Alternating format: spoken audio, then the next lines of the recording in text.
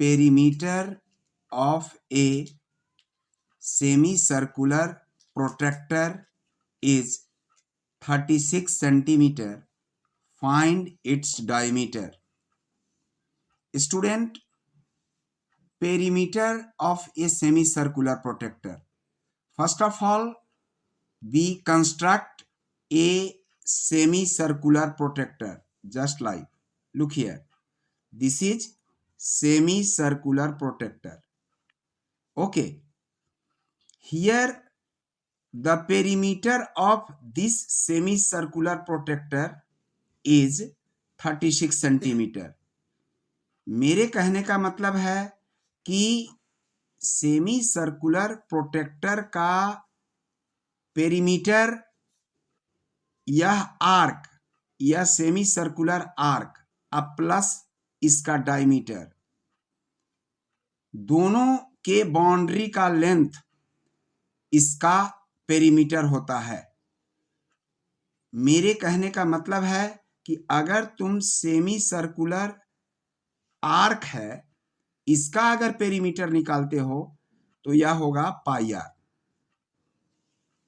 और ये डायमीटर यह है diameter. Diameter means D, the D means 2r, D means 2r. It means student, अगर तुम सर्किल का पेरीमीटर निकालते हो, इट मीन्स सरकमफेरेंस निकालते हो, तो 2 पाई आर होता है. अक्सर स्टूडेंट गलती करते हैं कि सर्किल का पेरीमीटर 2 पाई आर है, सर्किल का पेरीमीटर 2 पाई आर है, तो सेमी सर्किल का पेरीमीटर 2 पाई आर का half, it means pi r होगा. लेकिन बात ऐसी नहीं है. सेमी सर्कुलर रीजन जो होता है, या सेमी सर्किल जो होता है, या सेमी सर्कुलर प्रोटेक्टर जो होता है, उसका पेरीमीटर में इसका बाउंड्री डायमीटर भी फंक्शन करता है. सर्किल के पेरीमीटर में डायमीटर को ऐड नहीं करते हैं, डायमीटर को ऐड नहीं करते हैं, सर्किल के पेरीमीटर में डायमीटर को ऐड नहीं करते हैं. लेकिन सेमी सर्कुलर प्रोटेक्टर के या सेमी सर्कुलर रीजन का अगर बाउंड्री का लेंथ निकालना है तो उसमें हम डायमीटर जरूर ऐड करेंगे. अब हम क्वेश्चन पर आते हैं. क्वेश्चन है स्टूडेंट, यहां ध्यान देने की जरूरत है कि if the perimeter of a semicircular protractor is 36 centimeter, find its diameter. Find its diameter. Student, semi circular protractor का अगर हम पेरीमीटर निकाले तो जरा ध्यान देने की जरूरत है, जरा ध्यान देने की जरूरत है. वह होगा पाई आर, यहां पर ध्यान दो, pi r plus d, pi r plus d. Pi r plus d means, pi r plus d means 36 centimetre. Pi r plus d means 36 centimetre. Student, इस बात को ध्यान रखो कि मैंने क्या कहा, pi r plus d is equal to 36. Pi r means this arc, और d means this. Then pi r plus d is equal to 36 centimeter. Now you know the value of pi. The value of pi is 22/7. Actually pi जो होता है वह किसी भी circle के circumference, और यह जो डायमीटर है, अगर इसको हम सेंटर मानते हैं, यह डायमीटर इस सरकमफेरेंस और इस डायमीटर का रेशियो होता है पाई, उसको पाई से डिनोट किया जाता है. अब हम यहां पर आएंगे कि पाई का वैल्यू 22/7 होता है. मीन्स इसके सरकमफेरेंस और डायमीटर का रेशियो 22/7 होता है. कोई भी सर्किल बना लो, बड़ा से बड़ा सर्किल बना लो, छोटा से छोटा सर्किल बना दो, उसके सरकमफेरेंस और डायमीटर का रेशियो का स्टैंडर्ड फॉर्म 22/7 ही होगा या उसके अप्रोक्स होगा। अब हम 22/7 पाई का वैल्यू रखते हैं और into r student into r plus diameter को अगर हम रेडियस के टर्म में चेंज करें तो diameter is equal to 2r होता है। Diameter is equal to 2r होता है। इस बात को समझने की कोशिश करो, ध्यान देने की जरूरत है। अब यहां पर मैं तुम्हें बताना चाहता हूं कि यह 36 सेंटीमीटर के इक्विवेलेंट हो गया।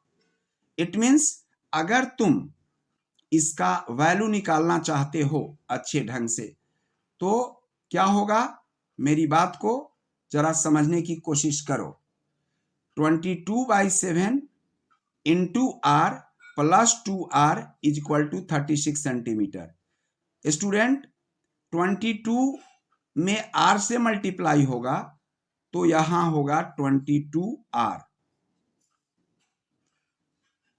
By 7 plus 2r is equal to 36 centimetre. मैं जो लिख रहा हूं उसको जरा समझने की कोशिश करना कि मैं कैसे लिख रहा हूं। अब यहां पर मैं आता हूं, यहां और यूज होता है OR और, इसलिए कि यह एक इक्वेशन का फॉर्म हो गया। अब हम 2r को 2r/1 भी लिख सकते हैं। 7 और 1 का एलसीएम लेंगे तो क्या होगा, 7 होगा। 7 और 1 का एलसीएम 7 होगा। अब 7 में 7 से डिवाइड देंगे तो 1 होगा। 1 में 22r से मल्टीप्लाई करेंगे तो 22r होगा। मैं इस तरह से बता रहा हूं, समझा रहा हूं कि जो भी बच्चे 6 ऑनवर्ड होंगे वे सभी इस बात को समझ जाएंगे अच्छी तरह से। प्लस 7 में 1 से डिवाइड देंगे तो 7 ही होगा। अब 7 जो आया डिवाइड देकर उसमें 2r से मल्टीप्लाई करेंगे तो 7 2 जा 14r होगा। स्टूडेंट 14r होगा। मेरी बात को समझने की कोशिश करो।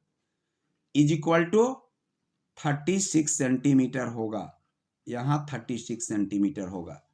अब इस बात को समझो जरा, मैं पूरी तरह से इस पर फोकस करना चाहता हूं। 22r में 14r ऐड करेंगे तो 36r होगा। ऐड तो करने आता है तुमको। 36r by 7 is equal to 36 centimetre होगा। अब यहां समझने की कोशिश करो पूरी तरह से। 36/7r is equal to 36 centimetre. मैं तुम्हें बताना चाहता हूं कि 36/7 r का मतलब 36 मल्टीप्लाई r/7 होता है। इसका मतलब 36/7 मल्टीप्लाई r होता है। तो डेफिनेटली अगर तुम r का वैल्यू निकालते हो, यहां पर देखो r का वैल्यू निकालते हो तो 36 में तुम्हें 36/7 से डिवाइड देना होगा। अब जरा देखो कि अगर तुम 36 में 36/7 से डिवाइड दोगे तो डिवाइड को जब हम फ्रैक्शन से डिवाइड देते हैं, किसी भी नंबर में, किसी होल नंबर में फ्रैक्शन से डिवाइड देते हैं तो यह जो फ्रैक्शन होता है उसका हम रेसिप्रोकल यानी कि मल्टीप्लिकेटिव इनवर्स निकाल देते हैं। और मल्टीप्लिकेटिव इनवर्स जानते हो कि 36/7 का मल्टीप्लिकेटिव इनवर्स 7/36 होगा। यहां 36 से 36 कैंसिल हो जाएगा। तो यहां पर जरा ध्यान देना, यहां मैं लिख रहा हूं, शायद तुमको दिखाई दे रहा है, 7 सेंटीमीटर होगा। यहां भी सेंटीमीटर देते हो तो कोई दिक्कत नहीं है, यहां भी तुम सेंटीमीटर दे सकते हो, यहां लिख सकते हो यहाँ पर सेंटीमीटर लिख सकते हो, यहाँ भी सेंटीमीटर लिख सकते हो, इसके बगल में यहाँ पर सेंटीमीटर दे सकते हो और यहाँ भी सेंटीमीटर दे सकते हो, लिख सकते हो। मेरी बात को समझ पा रहे हो? तो रेडियस 7 सेंटीमीटर हुआ। अब मैं तुम्हें यह बताना चाहता हूं कि रेडियस 7 सेंटीमीटर हुआ और हमसे पूछा जा रहा है डायमीटर, तो डायमीटर और रेडियस में रिलेशन होता है। किसी भी सर्किल के डायमीटर और रेडियस में रिलेशन होता है। डायमीटर जो होता है वह रेडियस का ट्वाइस होता है, यानी 2 × r = d होता है। d means diameter. अब हमको डायमीटर अगर निकालना है, यह जो मैं लिख रहा हूं डायमीटर निकालना है, तो 2 × यहाँ मुझे 7 सेंटीमीटर रेडियस आ गया, तो हम 7 सेंटीमीटर रेडियस लिख देंगे। तो d = 14 सेंटीमीटर होगा। इस बात को समझ गया होगा।